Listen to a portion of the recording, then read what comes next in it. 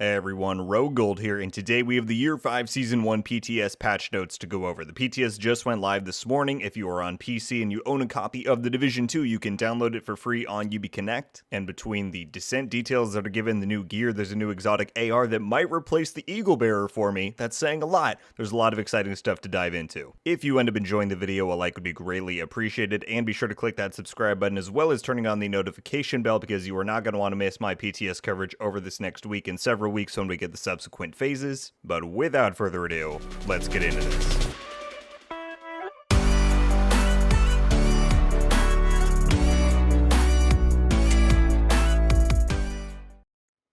Alright, so indeed we are here with the Year 5 Season 1 PTS patch notes. I will leave a link for this down in the description below. They are up on the known issues board for the game where they have that new section where they share the patch notes, so it's free for everybody to check out. And let's dive in because there's a lot to go over. So you can see the size to download with and without the client already being there, so you can figure that out for yourself. And then new game mode Descent. So there's a lot to go over here. I don't think we'll cover like every single word that's on here. I am going to be streaming the PTS in just a few hours, and I am going to release a full Descent breakdown tomorrow. So there will be much more intensive coverage, but let's just get a sense of what the mode is overall. It says at the top, Descent is a free 1 to 4 player game mode with semi-infinite and randomized progression versus an infinite difficulty curve. Warlords of New York ownership is not required to access the mode. What to expect? Agents are stripped of all of their gear, specializations, and perks when starting the game mode. The mode is a playground where you can experiment with builds not feasible in the regular game, challenging them tactically and encouraging deeper understanding of the build meta. This AR training simulation at the NSA facility was designed to test the limits of the Ortiz robotics tech. Leave your gear and SHD tech behind to help Wally extract intel from the NSA database. How it plays: all agents can access Descent from the megamap to activate the simulation, equip weapons, skills, and talents, take turns exploring rooms, defeat enemies, bosses, and the ultimate opponent, the Nemesis. The Nemesis specifically is a really cool component to this that we'll cover in just a minute. So again, we'll go into much further detail over the next coming days here, but basically it says there's infinite fun. You can go for leaderboard rewards, there's weekly collectible stuff you can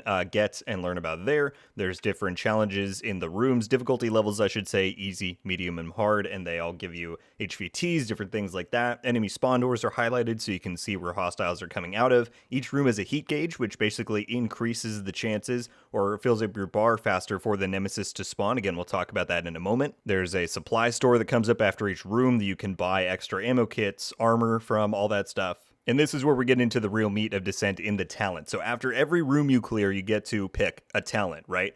You can even get exotic ones on regular pieces. But basically it says here, you have a limited time to choose a random talent from the 3 available. The 4th one can be unlocked from the station. Choosing the same talent more than once will stack it, making it more powerful. Pick up a free slot or replace a talent if you do not need any more slots if they're all full. Unlock new slots at the Descent shop, found at the start of each loop by spending Descent currency, which can be obtained after clearing a room. So that's a lot of information. Basically, you get 3 talent slots to start from that you can fill up as you go on, 1 for each category, but you can also buy more slots as you progress. When you start your Descent run, you can choose a random skill and weapon, and this is how they classify the different skills here. They have offensive, defensive, utility, and auto attack. Then, of course, you get the randomized weapons, and there's 3 rarities they use in Descent. And then there's 2 types of currency. One is the Descent currency that you get within the mode that you spend on stuff to further progress your run, more ammo, armor, all of that. You also get NSA tech, which you can spend outside of the game mode, which I believe is very similar to the countdown credits that you have from the countdown mode, where you can then buy stuff at a vendor there.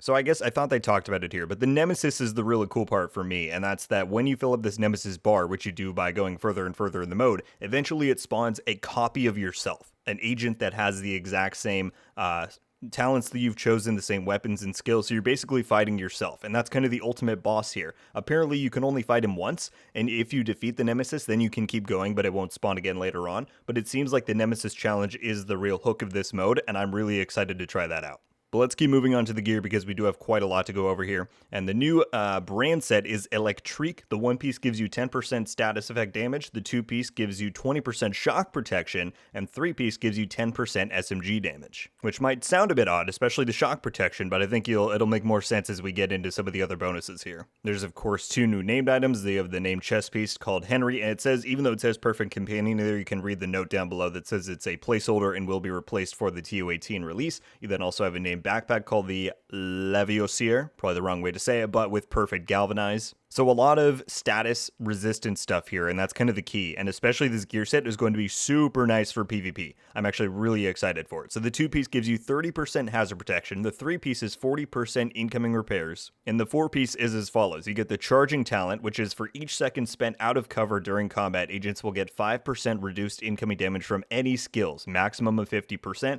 and then once that fully builds up, you have the charged talent, which is that you gain immunity to any movement speed debuff and share hazard protection and skill damage reduction with all allies for 10 seconds. And then once charged is consumed for that 10 seconds, the charging buff will resume as long as you are still in combat and out of cover. And if another agent applies charge to an ongoing charging talent, the charging will pause for the duration of the charged talent. I believe that would only apply if 2 different people in one group are running the Cavalier set. The overcharging amplification talent on the chest piece increases the charger max to 70% resistance from all that stuff. And the backpack bonus of safe charging gives charger 10% extra protection per second. So this set is awesome. This is a direct counter to status effects in PvP. Do I wish they would just go in and kind of nerf them on their own? Sure, but this is another good alternative because this allows one person on your team to run this and it shares it to everybody. You don't have to try and build up skill tiers on a booster hive, which is kind of unreliable. You can just have this gear set which shares your hazard protection with everybody, and that's going to be so nice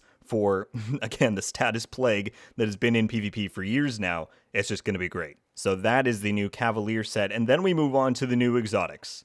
My friends, this might be my new favorite weapon in the game. We have the St. Elmo's Engine Exotic AR, and from the limited time I've spent on the PTS this morning, it's a fully auto LVOAC from Div 1 that everyone has wanted since day one. It has a Police M4 placeholder, but if you look at the gun, it's a Lavoa, and when you shoot it, it doesn't quite feel like any other AR because I think they're making the Lavoa full auto. So it's so awesome, and just wait till you hear the talent. It's that shooting an enemy gives 1 stack, and at 100 stacks, the next magazine is filled with shock ammo. Does that sound kind of busted for PvP? Yes. I mean, 100 stacks is a lot, but either way, I don't even care because this gun is just so awesome. Again, from the limited amount of time I spent with it, it's a fully auto Lavoa, and it gives you shock ammo. I'm going to run this thing until my ears bleed from hearing the same sound for hours and hours and hours, but I'm so excited for this gun, and I can't wait to check it out more on the PTS. But you also then have a new exotic holster, and what's cool is that these two actually sync together, kind of like what we saw in the Division 1 with those exotic pairs. So you have the Shocker Punch exotic holster,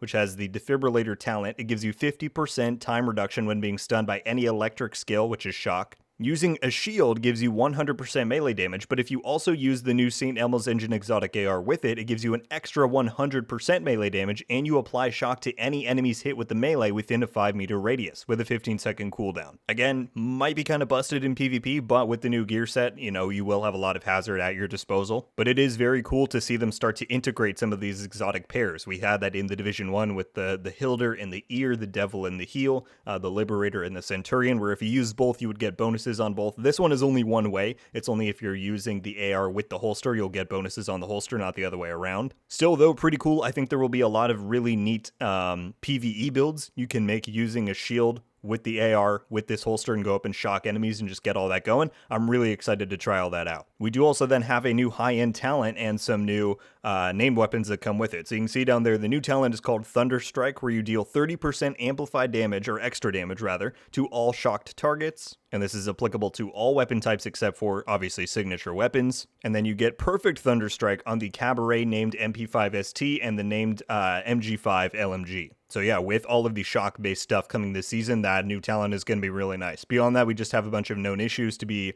aware of if you're going to play Descent. You can access it at that point on the map if you don't want to use the AR thing on the mega map. You also have some known issues with the new talents and weapons and all of that. But that is the entirety of the patch notes, people. We have the new Descent game mode to check out. We have some really awesome new gear and weapons to check out. So hyped for that St. Elmo's Engine thing. Oh my god, it's going to be great. Fully auto Lavoa. Finally. I hope you guys enjoyed that breakdown of the patch notes. Let me know your thoughts on everything on here. What are you thinking about Descent from these early details? Again, I am going to be streaming it in just a few hours here, so be sure to tune into that if you want a greater look at what the mode is going to offer. And additionally, let me know your thoughts on the new exotics, gear set, brand set, all of the new stuff we have coming in Year 5 Season 1. That is going to do it for me today, though, everybody. Thank you all so much for watching. I'll see you in the next one. RogueGold.